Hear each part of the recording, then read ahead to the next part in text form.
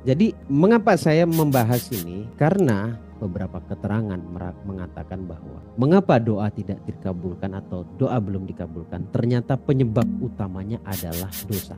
Nah, dosa ini maknanya adalah keburukan. Kenapa doa baik tidak terkabul atau belum terkabul? Karena masih banyak keburukan dalam diri. Gitu loh maksudnya. Tadi kan saya katakan transisi ya, dari tidak baik ke baik karena ingin memperbaiki diri, berarti ada yang tidak baik kan gitu. Berarti kalau sudah ada dosa, maka perbaiki. Dalam bahasa agama disebutnya tobat. Pertanyaan besarnya di sini, bagaimana cara memperbaiki diri itu? Itu pertanyaan besarnya. Jadi intinya kalau di sini saya nyebut dosa itu keburukan, berarti kan disuruh tobat. Tobat itu berubah. Kalau bahasa kerennya hari ini hijrah. Di sini ada keterangan Allah mengatakan begini. Bismillahirrahmanirrahim. Tubu ilallahi jami'an ayyuhal mu'minuna la'allakum tuflihun. Bertobatlah, perbaikilah dirimu. Memperbaikilah atau perbaikilah dirimu kepada Allah. Karena ketika iman itu muncul, kalian akan dapat keberuntungan. Ini surat An-Nur. Keberuntungan itu kan jamak ya, banyak ya. Gak cuma satu ya, gak cuma urusan duit saja kan gitu. Siapa yang memaknai keberuntungan itu duit? Sempit sekali pikiran Anda. Keberuntungan itu yang sifatnya universal, boleh kita ambil satu predikat yang kita sebut dengan bahagia atau berlimpah. Ini sudah mewakili semuanya kan? Sudah mewakili semuanya. Itu kata Allah, bukan kata saya ya. Utubu ilallahi jami'an ayyuhal mu'minuna la'allakum tuflihun. An-Nur 31. Jadi ada perintah bertobatlah kamu sekalian kepada Allah. Perbaiki diri maksudnya. Dan hai orang-orang yang beriman, agar kalian beruntung. Ini jamak. Kalau perintah tobat tuh banyak sebenarnya. Wastaghfiru rabbakum tubu ilaih. Mohonlah ampun kepada Tuhanmu, kemudian bertobatlah kepadanya. Ada lagi ya ayyuhalladzina amanu tubu ilallahi taubatan nasuha. Hai orang-orang yang beriman, bertobatlah kepada Allah dengan tobat yang sesungguhnya. Jadi gak main-main. Nah, sesungguhnya ini bagaimana? Ulama mengatakan ada 3 perkara. Jadi bahwa tobat dari segala dosa adalah satu keharusan. Berarti wajib. Ada 3 kata ulama itu yang memang wajib harus kita lakukan. Kalau kita mau transisi, kalau kita mau pindah dari buruk ke baik tadi itu. Yang pertama, menghentikan keburukan. Berarti kan harus ditemukan keburukannya apa ya? Menghentikan keburukan. Kalau bahasa di sini adalah menghentikan kemaksiatan itu. Menghentikan keburukan itu. Gimana caranya menghentikan? Kalau kita sendiri saja tidak tahu di mana sisi buruknya kita. Kalau dalam bahasa pengembangan diri disebutnya rilis, Bu, Pak. Siapa yang masih mau bilang gak connect Islam dengan loa? Islam gak connect dengan ilmu pengembangan diri. Kurang jauh aja ngopinya tuh. Ini akan cepat sekali doa Anda terkabul kalau beneran Anda ketemukan ya. Beneran Anda amalkan ini. 1, menghentikan keburukan itu. Temukan dulu keburukannya. Yang kedua, menyesalinya. Menyesali keburukannya. Ini bicara kesadaran. Kalau Anda masih enjoy dengan kerjaan itu, dengan keburukan itu, berarti Anda belum nyesel. Kalau masih Anda ulang-ulang, berarti Anda belum nyesel. Belum masuk kepada taubatan nasuha. Sekarang saya tanya, misalkan Anda temukan satu keburukan Anda. Apa misalkan? Udah ya, taruh di pikiran, jangan ditulis. Jangan jawab. Taruh di pikiran. Sudah ketemu? Satu saja keburukan Anda. Sudah ada? Muncul keburukannya? Oke. Kalau muncul, bisa nggak langsung Anda sesali? Sebenarnya nggak semua. Sebenarnya malah nggak bisa. Kalau saya kasih tahu, keburukan yang muncul di pikiran Anda itu akan menjadikan mudorot atau keapesan atau kesialan di masa depan. Baru Anda bisa nyesal. Berarti ini loh pentingnya ilmu. Jadi sebelum Anda menyesalinya, temukan dulu keburukannya, berhentikan keburukannya, lalu saya kasih cluenya bahwa ternyata keburukan itu hanya akan mengundang keburukan. Nyesel nggak itu? Oke, nyesel ya. Gitu cara menyesalinya. Jadi Anda harus tahu ada rule-nya. Kemudian kita bicara yang ketiga sekarang. Bertekad untuk tidak melakukannya kembali. Taubatan nasuhanya atau berhenti sungguh-sungguh ada di poin ketiga. Kalau kita ngomong ke riba misalkan gitu.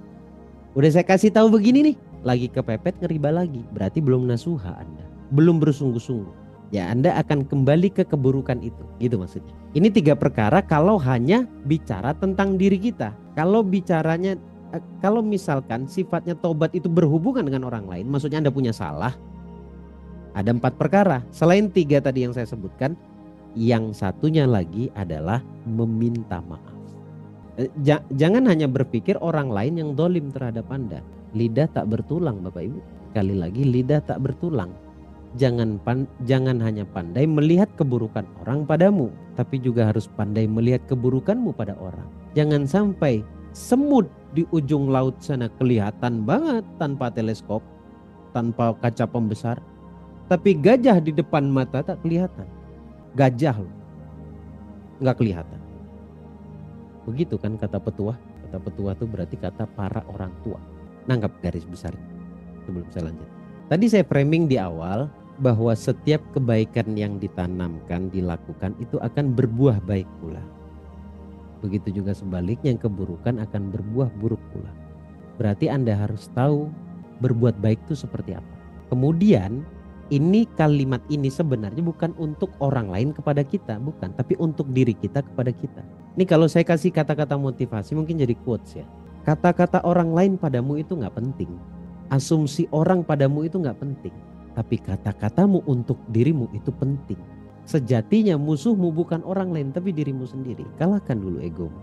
Kita tidak sedang bermusuhan dengan orang lain, tapi kita sedang berkonflik dengan diri kita sendiri. Lakukan 3 perkara ini. Sebenarnya di sini, kalau ngomong kira-kira berhasil nggak Gus? Entah Anda percaya apa enggak, 99,9% doa Anda akan dijawab oleh Allah. Tidaknya akan Allah jawab. Nah sekarang pentingnya Anda belajar ke saya apa? Untuk yang pertama tadi, menemukan sisi buruknya di mana? Dalam ilmu pengembangan diri disebutnya rilis. Dicek satu persatu, ditulis. Makanya akhirnya di bootcamp ya, saya menerapkan penyembuhan lewat rilis keburukan diri, kemudian dibakar kertasnya. Kenapa harus di bootcamp Gus? Gak mungkin kita di gedung hotel kita bakar kertas. Kalau kita izin gak akan dikasih, gak izin nanti kita salah, kena penalti lagi gitu. Itu harus ditulis tuh keburukannya apa saja, lalu dirobek atau setelah dirobek dibakar nanti. Sebenarnya itu bisa Anda lakukan setiap hari. Salah satu caranya adalah, ini kita malu banget nih kalau saya bacakan ini. Diriwayatkan dari Abu Hurairah radhiyallahu anhu qol, sami'tu Rasulullah sallallahu alaihi wasallam yaqul, wallahi inni la astaghfirullah wa atubu ilaihi fil yaumil aktsar min sab'ina marrah. Abu Hurairah pernah berkata bahwa Abu Hurairah pernah mendengar Rasulullah sallallahu alaihi wasallam itu berkata begini, bersabda, demi Allah, tuh di frame dengan sumpah oleh Rasulullah, sesungguhnya aku membaca istighfar dan bertobat kepada Allah dalam sehari lebih dari 70 kali. Itu Nabi maksum, dijamin surga, terpelihara dari salah, makhluk terbaik, diampuni dosanya yang telah lewat dan yang akan datang. Beristighfar. Kita Nabi bukan. Ibadah nggak jelas, ya kan? Ibadah nggak jelas. Disebut imam ya imam mungkin saat kita sholat. Bukan imam pencetus ilmu, bukan. Mau jadi orang baik saja setengah-setengah. Lalu tiba-tiba kita beristighfar. Kenapa saya harus beristighfar? Sudah makan? Nabi nih. Kita siapa? 70 kali. Bahkan ada salah satu riwayat mengatakan 100 kali. Mana yang benar? Bukan masalah benar dan salah. Tetapi di sini ternyata kita diajarkan untuk beristighfar sebanyak mungkin dengan perasaan yang penuh. Beristighfar itu maksudnya minta ampun terhadap apa yang dilakukan.